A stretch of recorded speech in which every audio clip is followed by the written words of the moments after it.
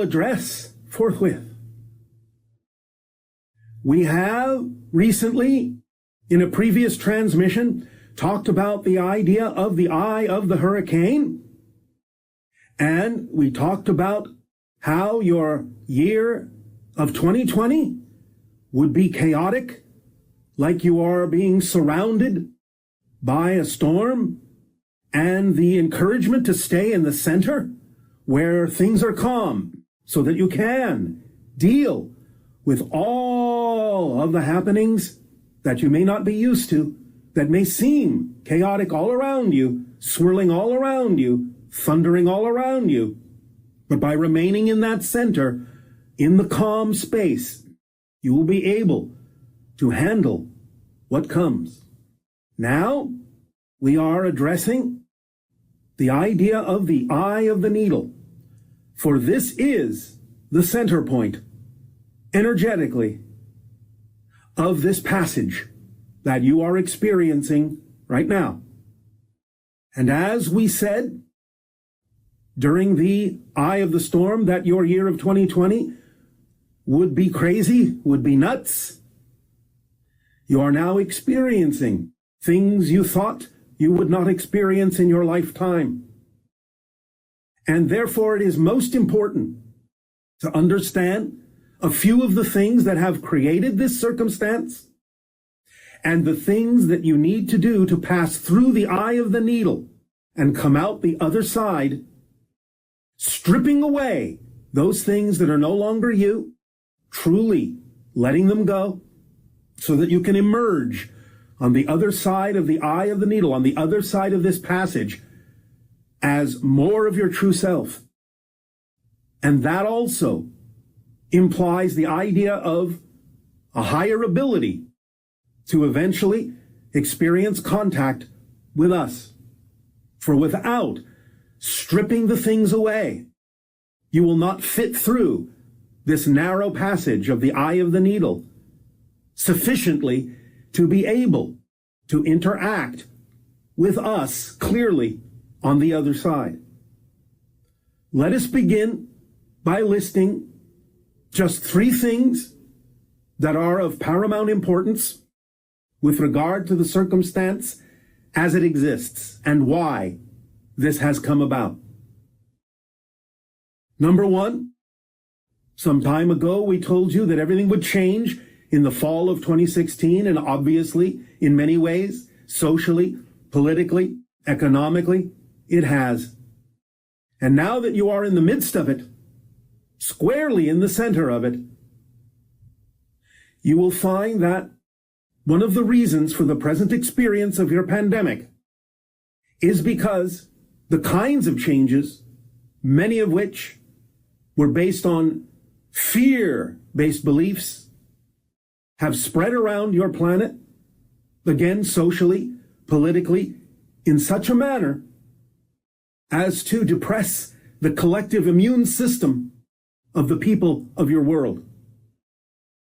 The uncertainty, the stress, the negativity that has been put out from various sources on your planet, around the globe, has stressed the energetic and physiological immune system of the people of your world to the degree where opportunistic organisms, such as viruses, can more readily take hold and spread more quickly, more easily around the globe.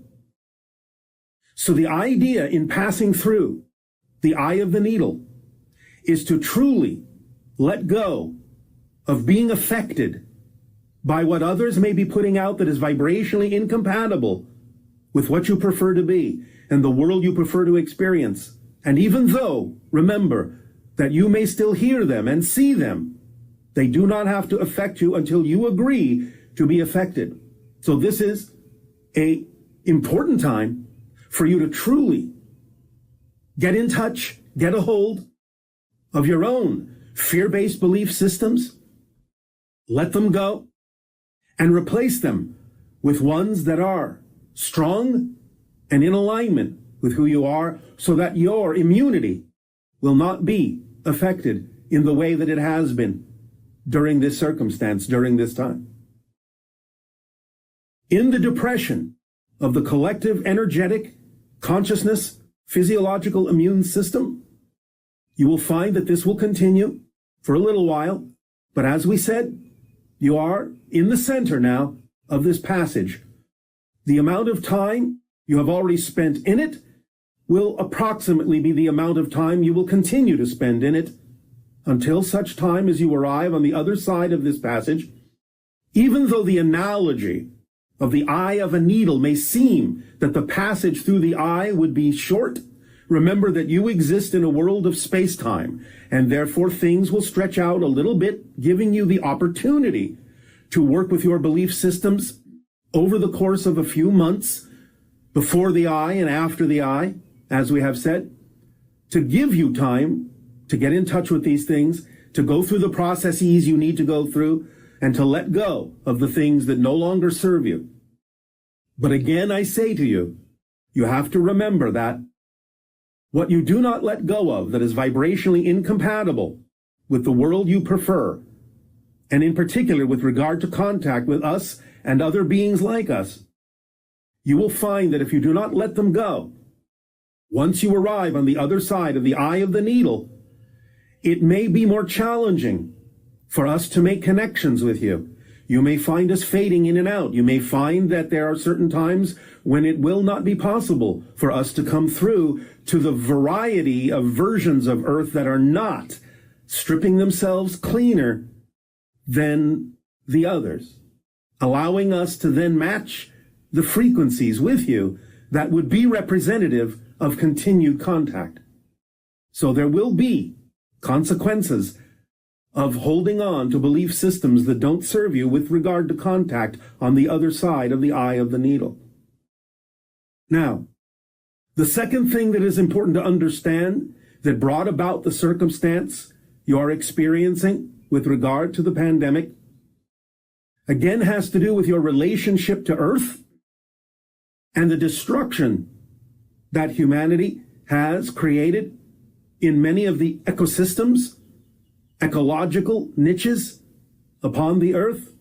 Because when you destroy certain ecological systems that contain these viruses, and they are no longer held in check by the system that was there naturally, maintaining themselves within that environment, within the animals that are now depleted because their ecological environment has been destroyed, you are affording the virus more opportunity to find new hosts, which means you. For they can no longer find sufficient hosts in the animal kingdom or the tree kingdom to contain them within those ecological environments. So you have removed, through massive destruction of ecological systems, the barriers and the environments that would contain the viruses you are now experiencing. So this goes hand in hand with the idea of fear-based belief systems, the ideas of lack, insufficiency, the idea of rampant destruction, the idea of disconnection from nature, has had a paramount effect on your experience with the idea of opportunistic organisms that have created and can create more pandemics on your planet. Until such time as you allow yourselves in the world in which you prefer to exist to take the actions necessary to restore some of those systems and bring balance back to your world. The third thing that we will address regarding the present situation that can be used in a very powerful and positive way is the fact that you have now placed yourselves in a type of isolation environment. This will be equivalent to the idea, this sequestering of the compression that we have spoken about before, so that you can transform the energy not into depression, but into compression, isolating yourselves, withdrawing yourselves into the center of your being, so that you may have the time and the space and the environment to stay within yourselves and process and let go of those fear-based belief systems you have been carrying with you like a disease for so many years in your lives. It is time to truly strip yourselves of those fear-based belief systems, going through whatever processes of imagination and creativity and positive, powerful love for yourselves and each other that you can muster during this time, to allow yourselves to really get in touch with your indestructible core and remove the surface features that would be representative of other belief systems that belong to other people that have nothing to do with you. So take this time of sequestering, take this time of isolation, take this time of distancing, take this time of withdrawing into your own environments so that you may be cocooned in a way and in a manner most conducive to emerging on the other side of the eye of the needle as the beautiful butterflies that you all are within. Find your true selves and transform yourselves into these new beings that are sparkling clean and not surrounded by a mist of fear-based beliefs, for they will not pass easily through the eye of the needle, and neither will you if you do not let them go. Now, we would like to introduce a process that you can utilize in your sequestering, in your cocoon, that can help you accelerate your ability to divest yourself of those beliefs that don't belong to you, that are out of alignment with you. So make it easier to pass through this eye of the needle unscathed and come out the other side into a vibrational reality that is more conducive to the type of experience you prefer and more conducive to the continuation of contact with us and others like us. It is a 5-step process, very simple, but some of you may find it to be quite challenging because you are not used to doing these things on a daily basis. But now you have the time to do so, and we would encourage you, strongly encourage you, to take the time to go through these 5 steps for yourself to help you streamline and let go of those things that will not serve you and will not allow you to pass through the eye of the needle quickly and easily and smoothly and effortlessly and joyfully.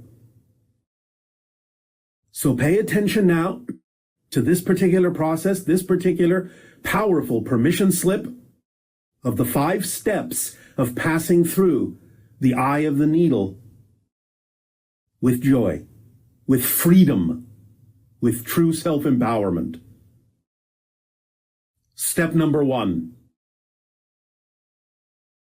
Even though, up to this point, from many different sources, you may have experienced people who have done things, said things that are vibrationally incompatible with the reality you prefer, even though you may have found that you are capable of being triggered with your own fear-based belief systems into being someone that you truly don't prefer to be, giving over to judgment, to anger, to fear, to sadness, all of the ideas and experiences that you do not need to experience further, you must allow yourself fully to embrace the first step, and that is to forgive. Forgive all who have transgressed against you. No more does resistance work. No more does hanging on to the past in that sense work. No more does the idea of expecting someone else to fix you, to change you. No more do you need to wait for those to see the error of their ways for you to move forward in freedom and power. Do not wait for them to change. Do not wait for apologies for what they've done. Forgive them and be free. Let go of regrets. Let go of any need for anyone else to give you permission in any way, shape, or form to move forward through the eye of the needle. Forgive them all. no matter what they have done. The second step is to forgive yourself for putting yourself in any position that allowed you to experience the frustration, the anger, the regret, the sorrows. Do not hold on to them. Let them go. You do not need them anymore. Do not judge yourselves for what you have done. It has all brought you to this point. Forgive yourself completely, freely, after you have forgiven everyone else for anything they have ever said or done. You must move on from that state to a different state. It is imperative in order to get through the eye of the needle. You even have it, a version of these two steps, in some of your own religious teachings. And without coding it with religion, it is not our intention to bring you back to that state, but simply hear clearly the first two steps, even in what you have called the Lord's Prayer. Allow yourself to forgive yourself as you forgive others who have trespassed against you. Forgiveness is the key that will allow passage through the eye in the smoothest possible way. So forgive yourself after you have forgiven others. And step 3 is to begin to allow yourself to then truly no longer inform yourself from your past self. You may learn lessons from the past, but no longer wallow in the idea of past events, the past self, and how the past self would have reacted to things, for that is no longer you. Let go of the negative reactions, the negative behaviors of the past self. Do not inform your future from your past behaviors, from your past emotions, from your past thoughts, from your past experiences. Learn from them and bring the knowledge and understanding you have gained from that, but do not be that. Be an observer now of the past, not a participant in the past. Just observe only those elements that you require to apply to your lessons in life so that you will not repeat those thoughts, emotions, behaviors, and experiences. Let go of that personality. It is no longer you.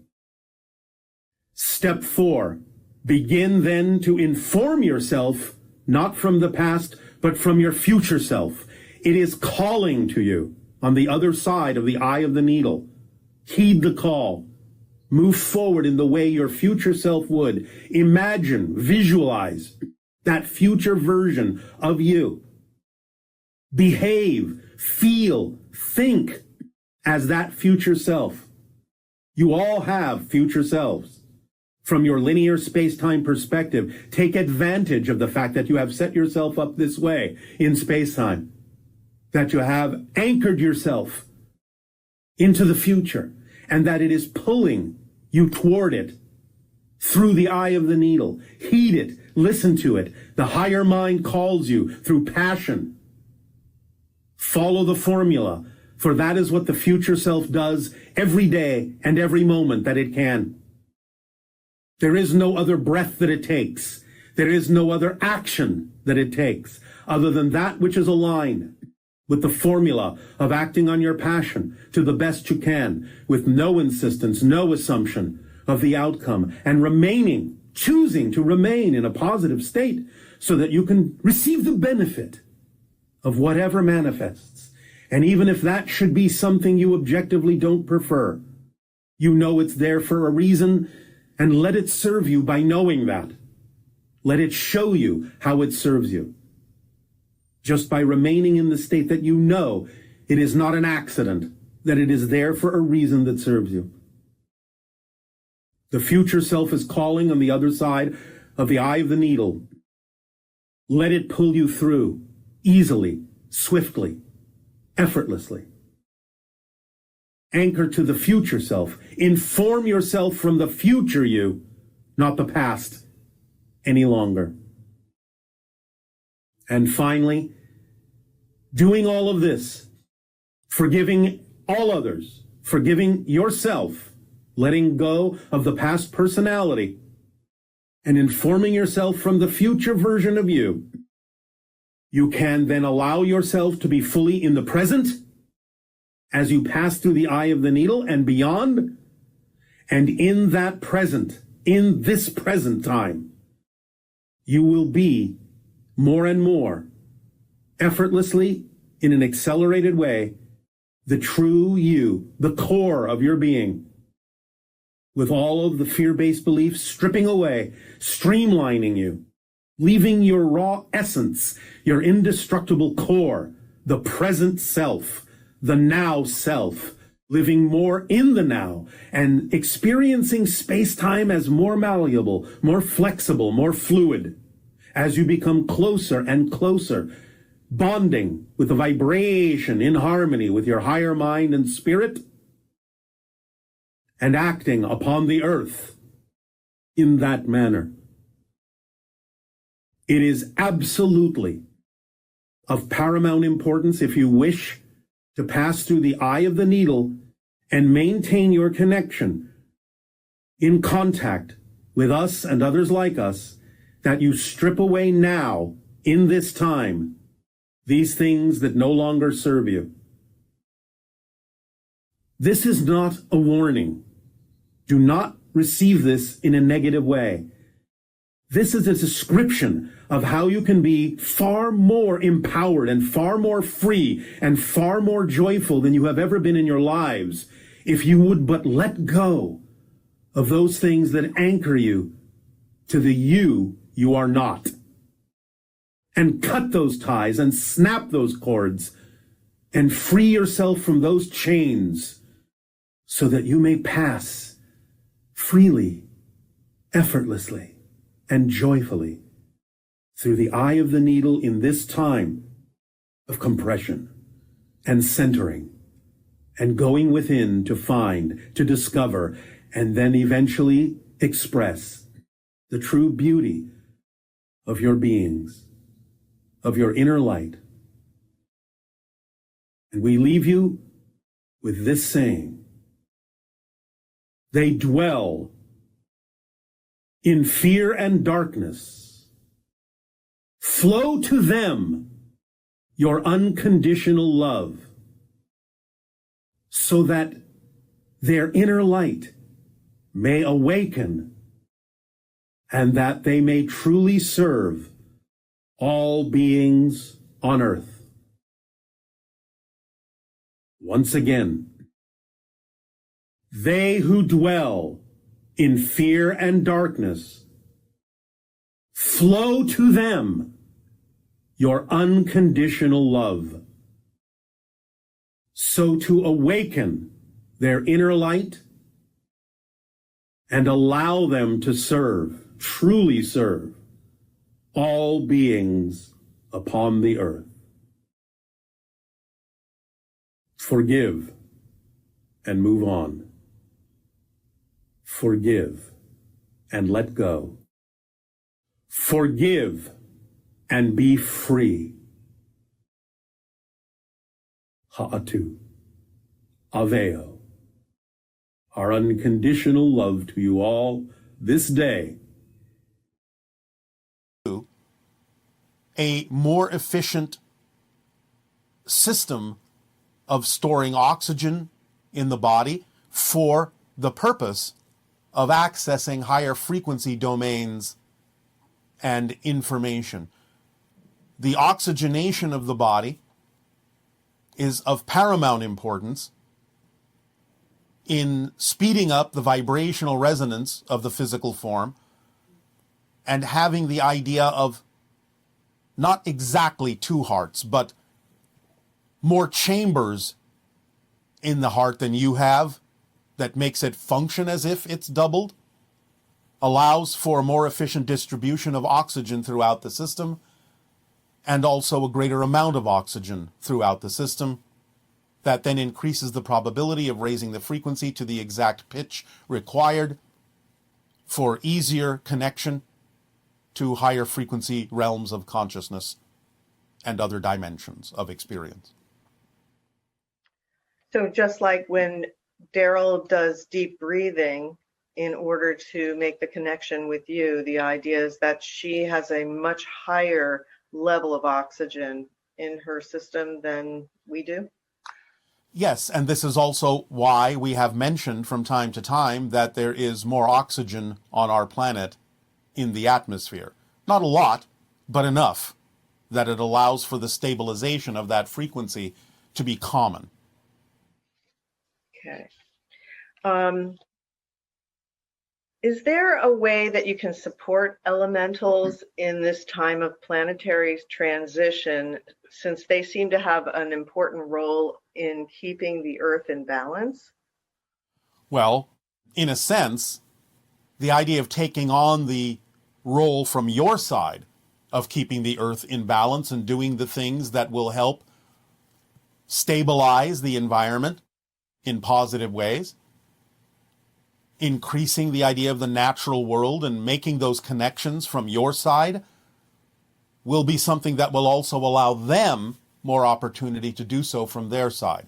So the whole idea of making the connection with them and taking actions in your reality that are more representative of enhancing the environment, stabilizing the environment in a more natural way, is what you can do from your side while they do what they do from their side.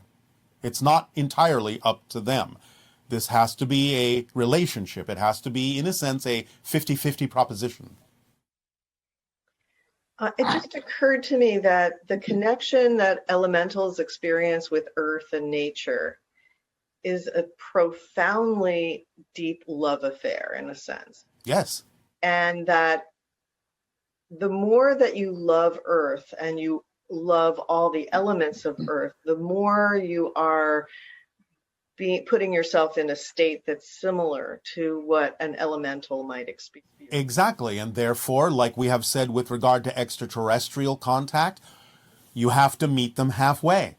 You have to bring your vibrational frequency at least much closer to the level that they operate on in order for you to perceive them and in order for you to interact with them in the ways that will allow for the acceleration of the balance of the natural world of Earth.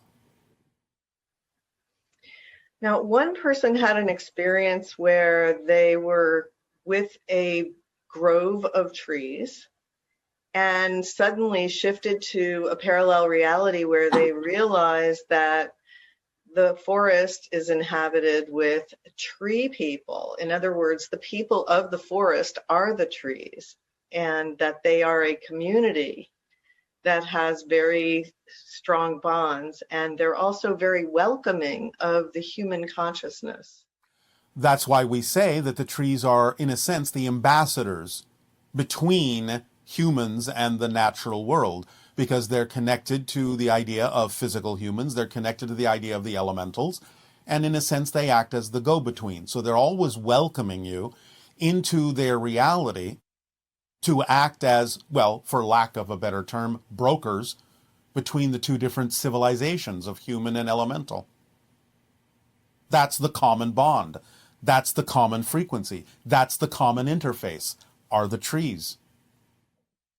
So they experience each other as individual consciousnesses. And collective, both. And a collective at the same time. And they have young people and old people, and it's just it's a community of being. It is. But again, when you say young people and old people, we understand what you mean in terms of time and the growth of trees. Yeah. But don't assign a human perspective to that, because they don't see it exactly in that way.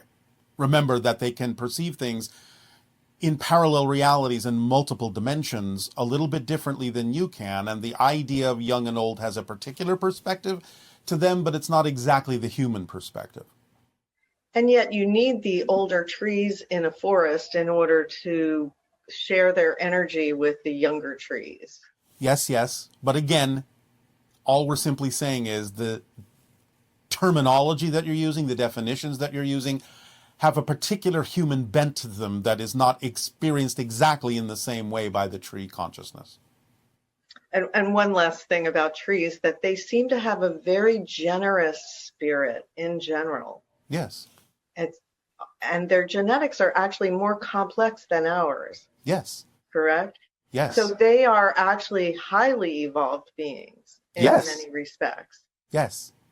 In fact, the very idea that they are apparently to you immobile requires the extra genetics and the extra abilities, because they can't move away from things like humans can. Therefore, they have to have more adaptability to a variety of situations, hence a more complex genetic structure.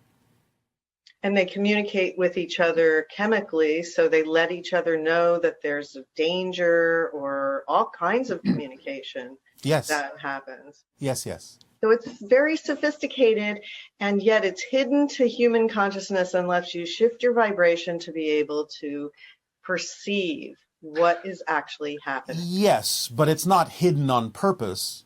It is simply the idea of the limitations that human consciousness has placed on itself, because long ago, when humans were much more connected in their understanding of their expression of nature, it wasn't hidden at all. It was understood very clearly.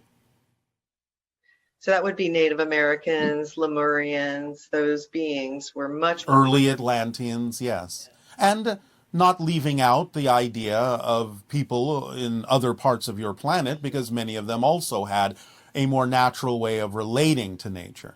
Yes, I think almost every continent had its share of shamanic beings Yes. that were connecting with nature. Yes, yes, yes. And it was much more common in those societies to understand those things as natural. Now, one person has a boa constrictor, and he wants to know how to communicate with that being, and if it's possible to create a relationship and an emotional connection between a reptilian being, and I'm talking about actual reptile, and human. Well, of course it is. So again, many of the things we've already said will apply as well. The idea of the deep emotional bond, the idea of using imagery instead of words.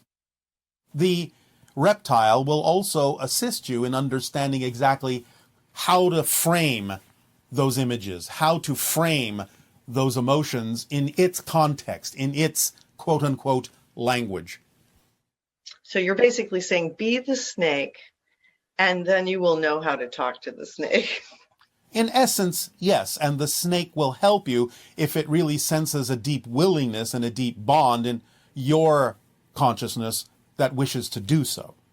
So again, this is why it's so important to have that deep, loving, vibrational, harmonic bond, because then the being will sense that you really desire a connection and will help you with that connection by sending the imagery and the feelings as well that will help you understand how to focus in on its particular way of creating a communication. Okay, I think that's helpful. Let's see. I'm going to switch over to a question having to do with the precursors.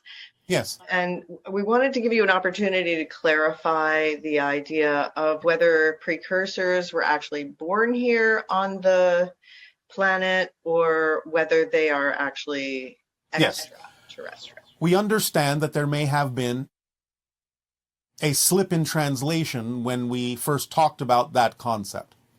And this is why we have recently begun to talk about people born on the planet who have similar hybridized genetics to precursors as being preparers rather than calling themselves precursors. Precursor, by definition, is something that comes before something else. And therefore, since you're already on the planet, you can't be precursors because you're not coming to the planet, you're on the planet. But you can be preparers. And the preparers can exhibit some of the same vibrational frequencies as the precursors. But precursors are born off the planet. They are hybrids from off the planet, are not born on Earth. Who is born on Earth are preparers. We apologize for any confusion in translation. Described wands, magic wands, as being descended from earlier energy waveguide technology. Yes. And that now during this time, what is a good tool, a good material to make a wand from? It can be a natural material, but the most important thing, whether it's a natural material like wood or something that has been fashioned as a conductive material like copper, the idea is it's the proportions that are important. The idea of the ratios. The idea that the waveguide is actually indicative and representative of certain wavelengths and frequencies. Here's the thing to understand. There was a time when individuals on your planet in ancient cultures understood how to amplify the electromagnetic field around your body in a certain way. This involves the idea of understanding that there is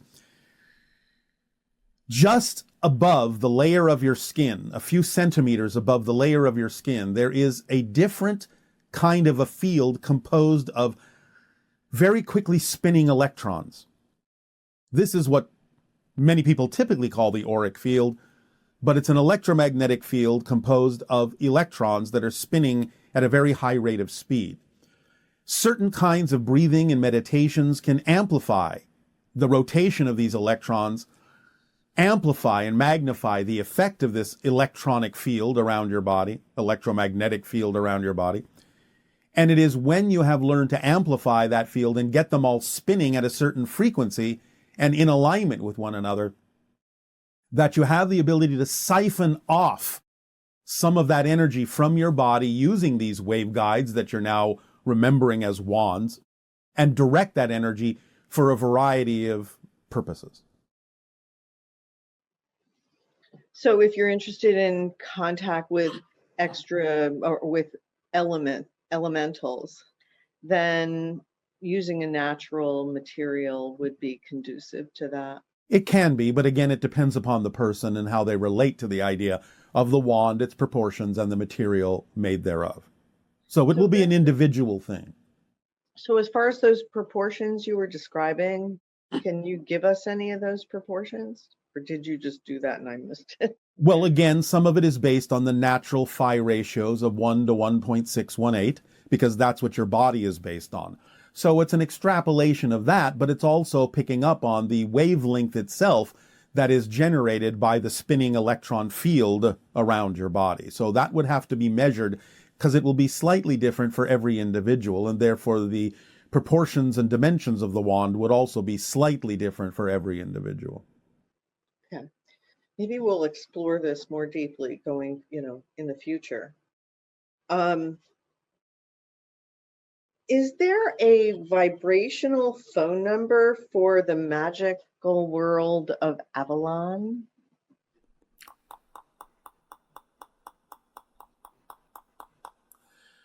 It is a green fleur-de-lis against a black background.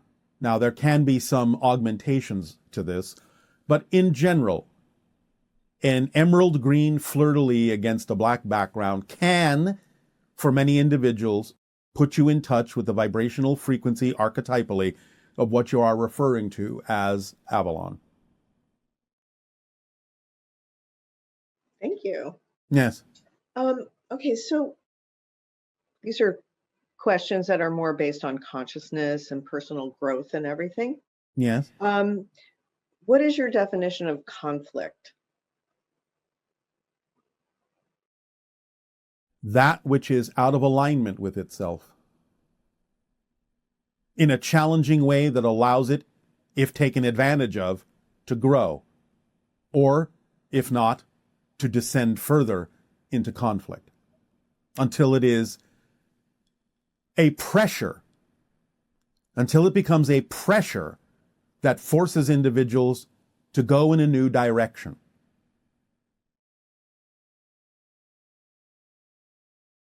Okay, and interestingly, one person was talking about pressure, and that internal pressure, and it was like making them feel like they have to do this and do more, and and that's not the same kind of pressure you're talking No. about. That's self-inflicted pressure. I'm not talking about the pressure that comes from holding on to negative beliefs, although there is some crossover here.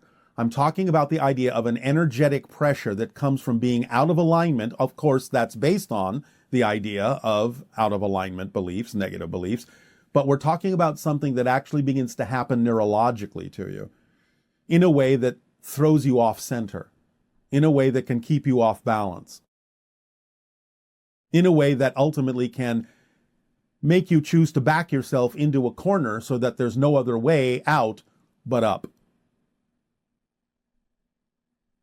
Now, some people will not necessarily choose up, and they may continue to descend and devolve.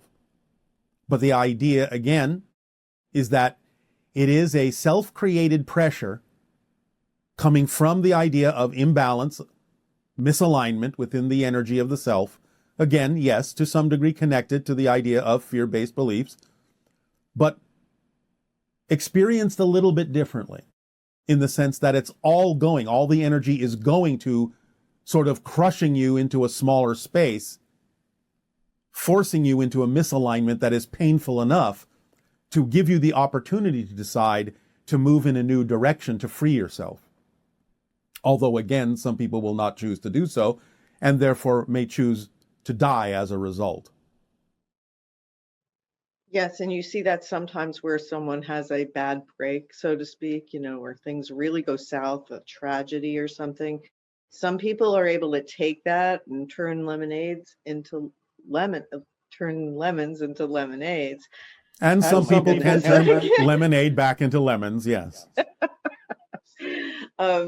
But then they start having a series of negative synchronicities, and that shows you that you are gone down the rabbit hole, right? When that happens. A particular kind of rabbit hole, yes.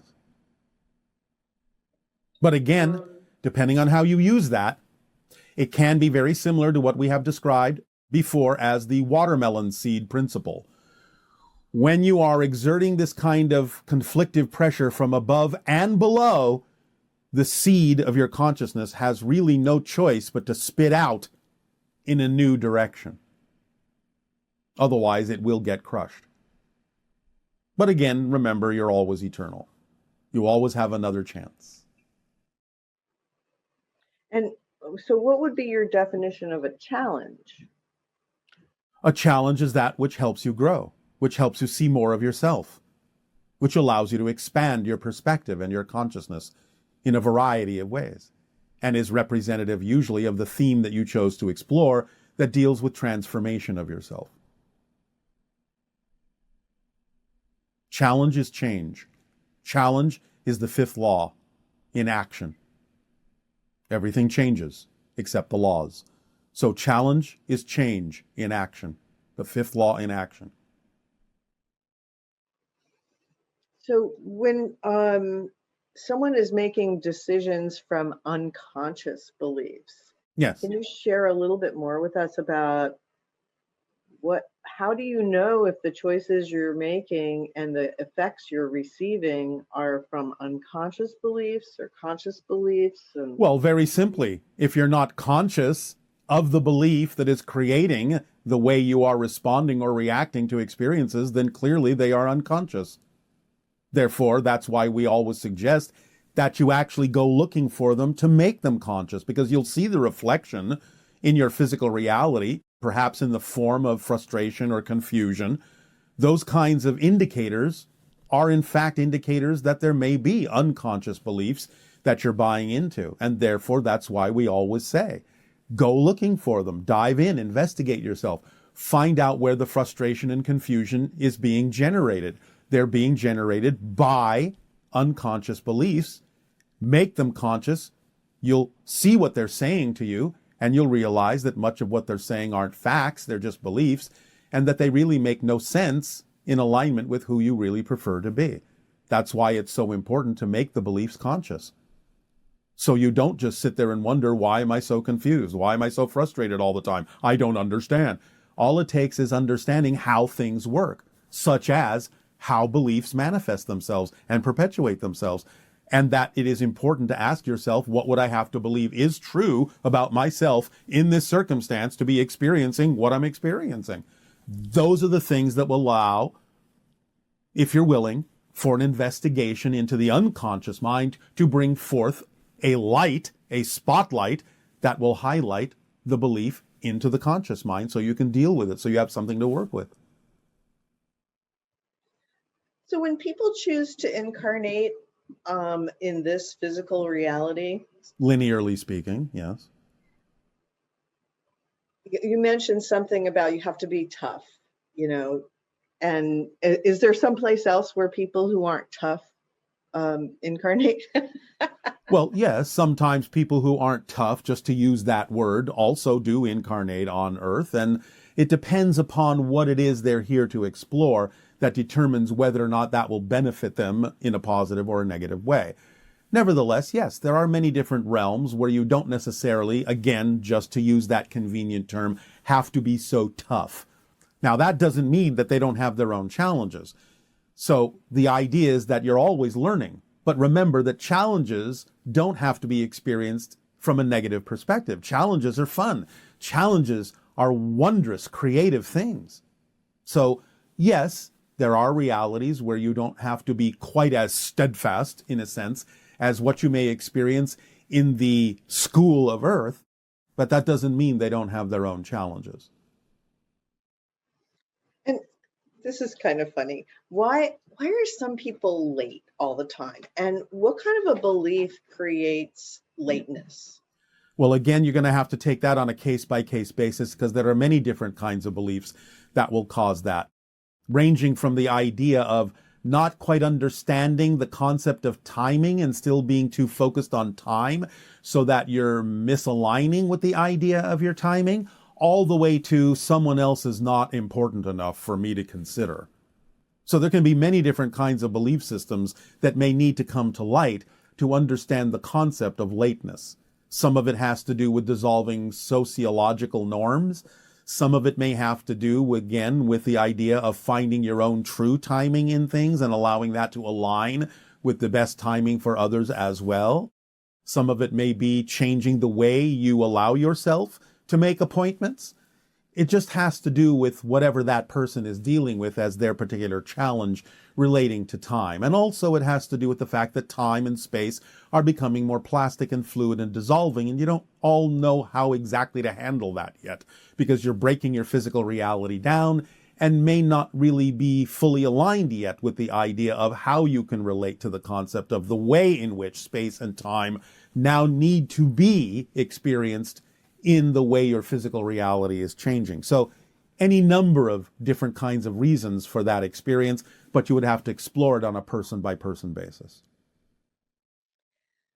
Thank you. And our last question, Yes. This heartfelt question from someone that is 15 Yes. and doesn't feel like they're themselves. And it's a very hard feeling to describe.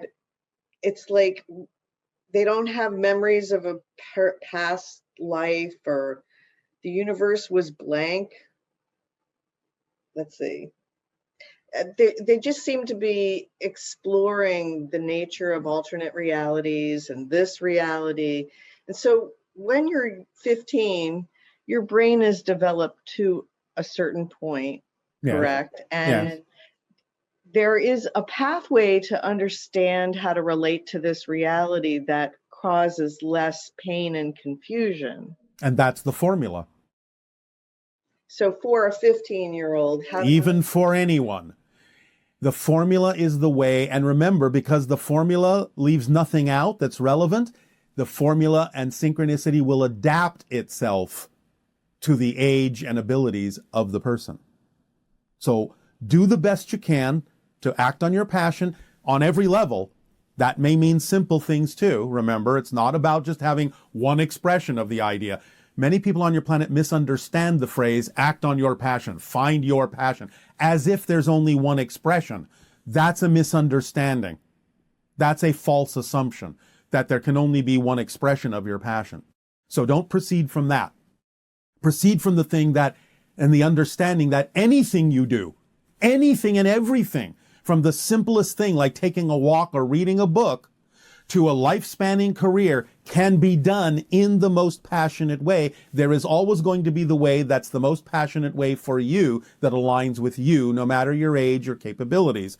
So allow synchronicity to bring you the opportunities and act on whatever you can that contains even just a little bit more excitement or attractiveness than anything else first, and let that be your guide through life, because it will always adapt itself to whatever capabilities, whatever point you're at in your life. It will adapt itself to you, because that's how it works, because it leaves nothing relevant out. Otherwise, it would be pointless if it brought you something you weren't capable of handling. So the idea is that when you're 15, it's easier to follow your passion because you're more in touch with that often. Maybe. Again, it depends upon the 15-year-old and what they've been taught up to this point. But it's a good map for everyone because it really does turn on your internal GPS and Yes. help you find the map that is already within you. Exactly. Because you all come with that. And therefore, by following the formula of acting on your passion to the best you can, no insistence or assumption on the outcome, staying in a positive state so that no matter what happens, even if it's something you don't prefer, you can still, by extracting the positive energy from it, experience something beneficial and move on. And of course, at the same time, always investigate what you believe to be true about yourself at any given moment, so that you'll always be clarifying yourself and divesting yourself and letting go of those things that don't work for you as belief systems you may have been brought up with. So it's that process, and we have rendered that down into this simple instruction manual and formula for everyone at every stage. It works for everyone that way because it is representative of the very nature and structure of the existence that you belong to, that you're a part of. Yeah, you don't have to figure it out all at once. You just take it a step at a time. The process is the point. As many people on your planet have said, the journey is the destination. Whatever's going on right now in your present is the most important thing. There is nothing more important than what's happening right now. Deal with it fully, use it fully to your advantage, and you'll make room for the next thing to come in, and the next, and the next, and the next, and you'll feel more acceleration and more alignment by doing it that way. Invalidate anything that's there as if it's wrong or doesn't belong, and you make it stick because you haven't yet used it up for the reason that it appeared in your life. You can always use things you don't prefer in the way that you do prefer. They will always be capable of giving you a benefit if you remain in a positive relationship with it. Nothing happens by accident, no matter what manifests. Even if it's something you don't prefer, you have to know it's got to be there for a reason that could serve you. And if you stay in a positive state, you'll be able to use what you don't prefer in a way that you do prefer. If nothing else, it goes back to what we said before. Seeing something that you don't prefer gives you more clarity by contrast of what you do prefer. And that's a positive way to use what you don't prefer. So we thank you at this time for these interactions. They are all beautiful and creative and expansive. Now, by all means, you may proceed to lock them and crystallize them into yourself in whatever way, shape, or form you so desire by participating, if you wish. In a sense, any ship that uses that technology can be called a Nexus-style ship. And was the USFO that crashed at Roswell just as alive as that? No. Different kind of technology altogether, a little bit more akin to your understanding of technology. Do stories and fictional universes actually exist in their own right? And we are sort of seeing them and tapping into their energy when we read something or think about them? They can. Now, that doesn't mean that they're necessarily all experienced in the same kind of physical way that you experience your reality, but that doesn't mean that they're any less real. So when we say that they're all real in one way, shape, or form, you have to understand that that may include a multitude of dimensions, including the spirit realm. So they're not necessarily physical in the way that you know it, but they are real. You are tapping into a real reality on some level of consciousness. Now, again, Some of them may be absolutely the way you imagine them, and some of them may be a little bit different. But somewhere along the line, all the attributes are real, whether they all belong in one reality or several. Okay. One individual, when they were a child, they dreamed that they basically visited inner Earth. And they felt that they were being teased by adults about this idea. Yes. Is there an actual inner Earth culture or an inner Earth reality? Yes, but it's not actually physically in your Earth. It's in another dimension. Many people may mistake the idea that it's inside your Earth physically because of how they may arrive there by going through different portals that sometimes can be underground or in caves or what have you. But without knowing it, they may have actually literally shifted into a different dimensional reality and still assume that they're on the Earth or in the Earth that they were originally on, which they're not until